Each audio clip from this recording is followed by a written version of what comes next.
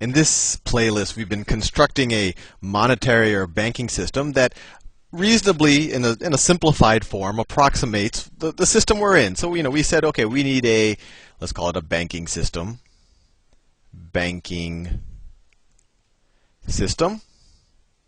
And we went the fractional reserve route. We said, oh, you know what, we'll take deposits, but we realized that, most of the deposits just sit there. People really don't use them. So let's re-lend out some of, let's say 90% or 50% of the deposits, some amount, and we have to keep some fraction aside as reserves. And that way we can use that money to lend more. But in the process, we create a multiplier effect and create money. So that's what we described, a fractional reserve system. So it was fractional reserve. Fractional reserve. And when we talk about reserves, what we originally talked about reserves was gold. It was gold-based. We started off with the farmers. They had their gold. Gold was the unit of exchange from primitive times. It was the first agreed upon medium, and people kept with that. And then we eventually showed that in a fractional reserve system, when you have this multiplier effect and you become kind of an advanced Western industrial economy, to some degree, the gold might just sit in the central bank vaults and just kind of provide this kind of confidence in the system. But it does nothing there. It just provides a confidence. And at some point, we showed, I think it was in the last video, that you could actually just go off the gold standard and you could go on to a non-hard currency, or not backed by gold. And the point of that is really to get to where we are today and to show that it isn't crazy. And there's a lot of I guess you could call them conspiracy theorists who think that there was kind of a negative intent behind going off of the gold standard and that it was somehow stealing money. And you know what? I'm not 100% sure that they're not wrong. But I'm just saying, since then, it's not like we've had a hard, wealth destruction and that, we've turned into some type of, post-apocalyptic society. Economic growth has been pretty fast. There's been innovation. Productivity has increased. So at least as far as I can tell, it seems like you can have a reasonable economic system that's not backed by gold, that's actually backed by the actual wealth, where the wealth is the productive capacity of a country. So not backed by gold. And that's where we got to in the last video. And I think I struck a nerve a little bit because I said, the gold really isn't fundamentally doing something, and that it really is just a medium of exchange. And some people say, oh, how can you say that? Gold is definitely worth something. There's no reality in which gold cannot be worth something. Gold controls other assets. And I think so it's good to, think about what other routes we could have taken down this banking system evolution tree. And then also think about, revisit the notion of gold itself. So if we just think about, let's revisit gold first, because I think that's what a lot of people care about. So there's two things that I was drawing a difference between, and it's a philosophical difference, but I think it's an important one. It really helps, get a handle on things in the world. So there is money, and then there is wealth. And this is tricky because, at the end, these are just definitions, and definitions take on different meanings as time goes on. I looked up wealth in Wikipedia, and it gave the Adam Smith definition, from the Wealth of Nations, and he talks about wealth as the land, and I think it was the land and labor that produce utility for humans, or something of that course. So it's essentially his definition is wealth would be things like land, it would be food, it would be shelter, it would be transportation, it would be it would be entertainment to some degree, right? That provides some utility. It makes us happier. Entertainment. Or it could be things that help produce these things, like factories or who knows what else, computers, things that help us produce all of these things more efficiently. And if you stay in that mindset, money is not wealth. Money is just a medium of exchange for wealth. Medium of exchange. You could say money has value. The value of money, it really is the oil or the lubrication in the economy. Without any form of money, you would have to be bartering. And if I was a home builder and I wanted to get bread, I would have to exchange a house for 10,000 loaves of bread, which just is not practical. Instead, I can exchange it for money and then later exchange that money for bread. And within this money medium of exchange context, there's different types of money, right? There's paper money, paper money, there's hard currency, etc. And gold would fall under this context. And then there's a fundamental question: is gold fundamentally, intrinsically worth more than paper money? And it, I guess, goes to just what do you think is going to happen? I mean, the benefit or the negative of gold, or a lot of hard currencies, is that it's scarce. It's scarce, and by being scarce, it's kind of it's not like you can just print this stuff, and there's always going to be a set supply of it. And so it's you could say, if someone took a negative spin on it, that scarcity would mean less flexible.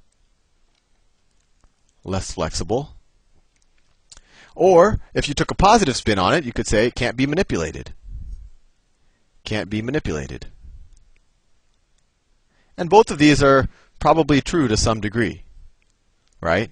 But that's what it is. It's just a scarce unit of exchange. And so I'm not saying that gold will one day lose its ability to control some of these things or be exchanged for some of these things.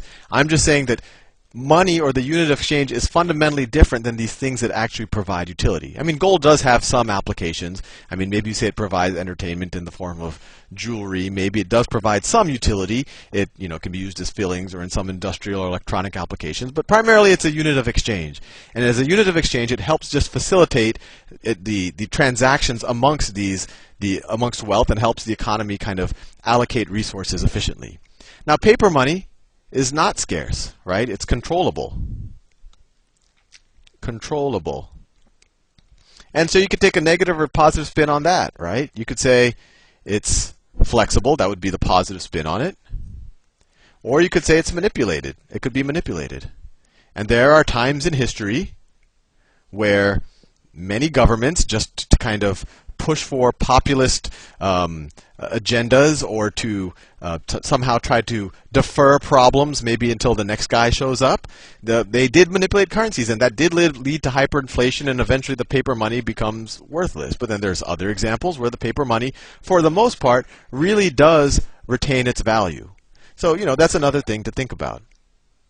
And so just going back to the question of whether gold will or will not lose its value, that's just really, I mean, what is it going to lose its value relative to, and what would be the catalyst for it? So, a lot of people right now, they'll say, oh, the dollar, there's going to be hyperinflation because the Fed is being so proactive, so I'm going to buy gold.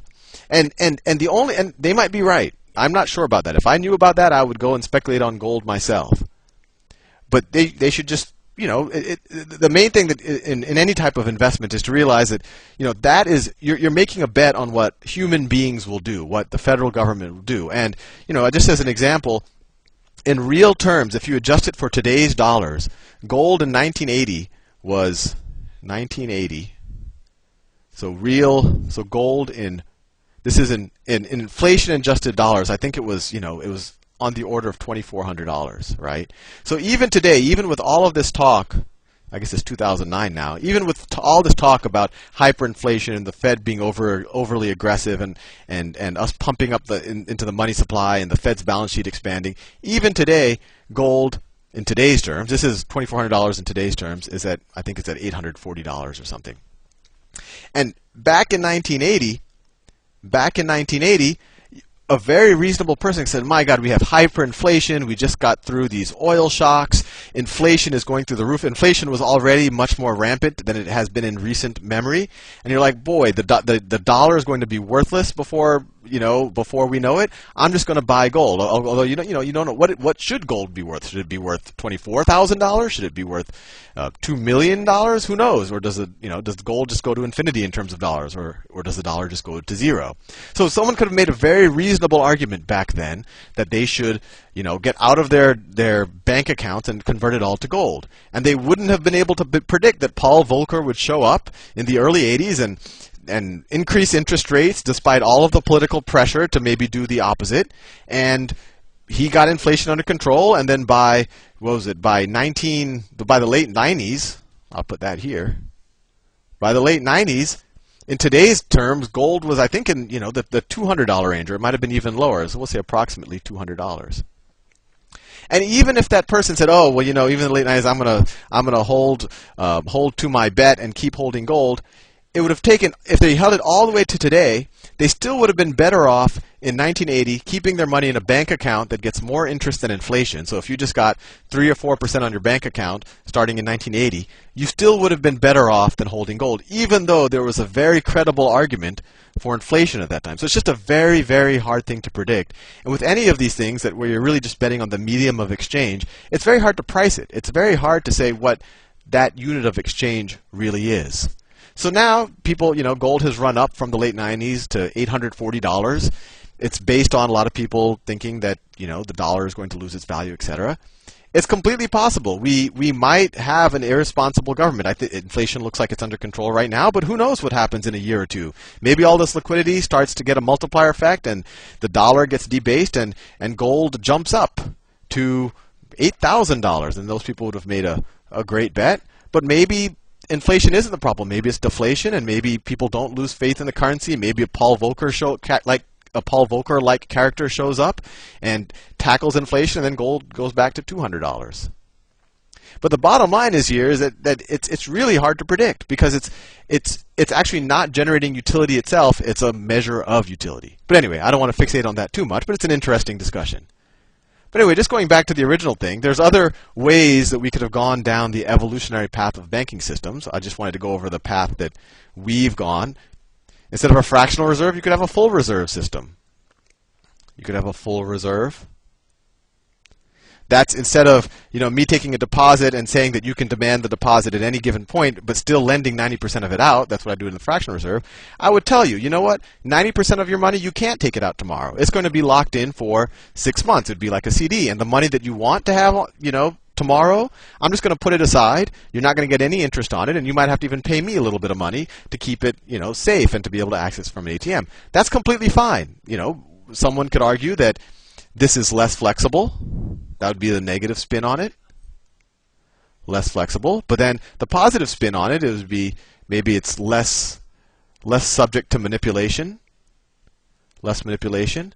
Or maybe there will be kind of less booms and busts, right? Maybe, these bubbles won't form. I'm not so sure about that, but I think it's a reasonable argument. And then even within full reserve, we could have gone gold or not gold. And once again, that would have just been a question about how much flexibility you have. Even within the most restrictive system would be a full reserve system based on some type of hard currency that can't be printed or can't be controlled by humans to some degree. Or you could have something that is printed, and then to some degree this could be manipulated a little bit. And just like on the fractional reserve, fractional reserve backed by gold, a little less flexible, but maybe that's good, a little less gameable as well.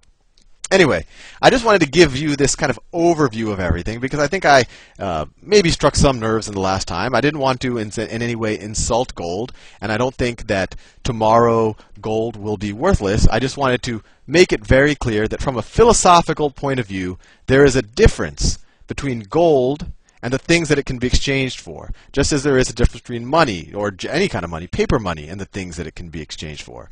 And in general, I think gold does have a special place relative to any other hard currencies, relative to diamonds or nanotubes or anything else, and that's just because it has a history, right? From the beginning of recorded history, people used gold as a medium of exchange, so it's almost ingrained in our cultural DNA, and that's what gives it its robustness as a unit of exchange. But other than that, it's really no different than diamonds or carbon nanotubes or moon rocks. Anyway, I've used up all my time. I'll see you in the next video.